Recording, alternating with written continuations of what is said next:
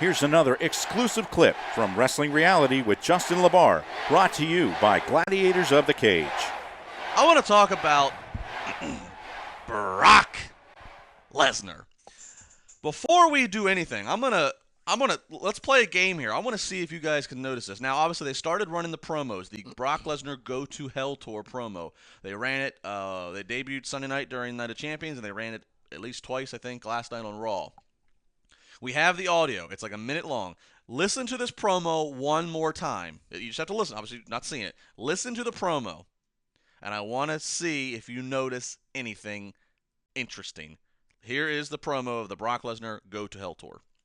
Eat, sleep, go to hell, repeat. Eat, sleep, go to hell, repeat. Eat, sleep, go to hell, repeat. Next month, only on WWE Network, Brock Lesnar's Go to Hell Tour. First, Madison Square Garden will be the setting when the Beast takes on a 7-foot-tall, 450-pound giant, the world's largest athlete, The Big Show. Then, Brock Lesnar's Go to Hell Tour continues in Dallas, Texas, where the Conqueror goes one-on-one with the Rattlesnake in a live, all-new Stone Cold podcast. And finally, Brock Lesnar's Go to Hell Tour ends in Los Angeles against the most formidable opponent in WWE history. The Undertaker in the most formidable match ever. Hell in a Cell.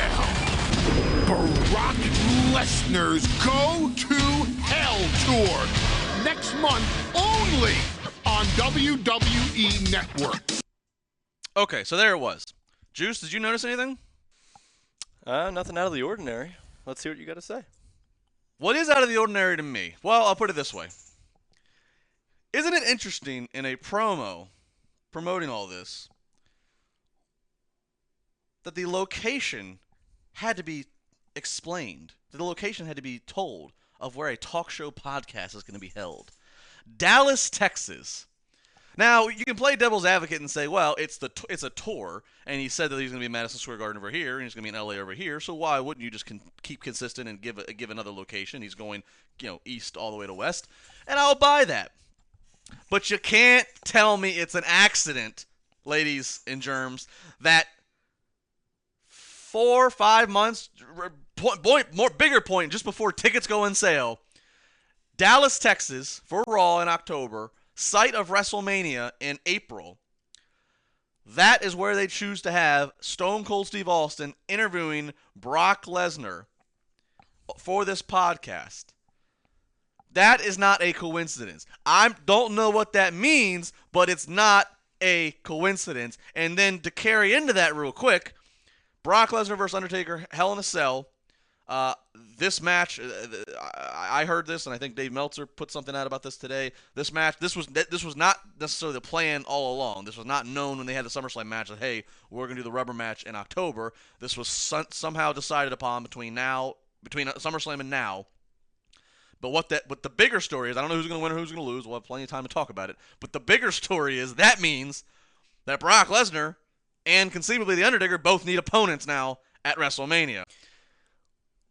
I was gonna say the same thing. If you weren't gonna mention that, and I heard that, but I also heard that this is probably gonna be their last encounter of this little feud that not little feud, but for years now with Brock and Taker. Brock and Taker. So again, that leaves the door wide open. Why would you put it in?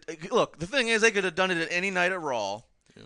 And don't tell me, Austin does not live in Dallas, does not live near. Austin actually spends majority of his time in L.A. He has his ranch in Texas, but. So, just think about that. It's very interesting that in that promo that they decide, and obviously when you see the promo, they show Dallas and they show the Dallas skyline and everything. Why is that relevant to a talk show? Well, it's relevant because a few weeks later, tickets go on sale, and a few months later, the show of all shows, and who have been the rumored pieces of, hell.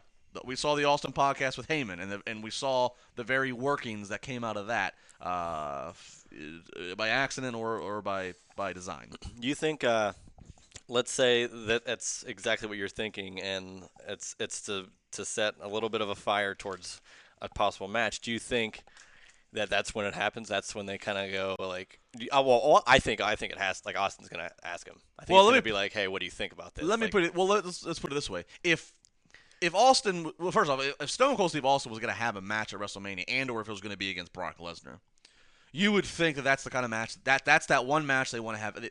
They traditionally have gone to having one marquee match advertised and official back in the fall time when the tickets go on sale, and they base all their. Yep. You don't have to have a match announced. WrestleMania sells itself, at least the initial rush of it's tickets. even a possibility. But if you put something like that out there, that's a very interesting. I just if it was, let me put it this way, it has to start there. That's this if it's going to happen. I'm not saying it is. I don't want to get everybody's hopes up. I'm just saying let's look at what has developed in the last week. The fact that we now know, the information we have now that we did not have last Tuesday when we were all talking is, because last Tuesday, if you had asked me, I would have said Brock versus Taker at Mania, and hey, that'd be a great way to get Austin involved, make him the ref. Been saying that we've been talking about that since SummerSlam. But now here we know that that's not going to be the case. Brock and Taker are going to finish their business in October, and oh, by the way, Austin and Brock are going to be sitting 2 feet from each other in Dallas. I think I like I was saying before, I think Austin will say, well, your advocate was on here a couple of months ago and he said this. Now, what do you think about that? And he'll shoot from the hip and see what happens.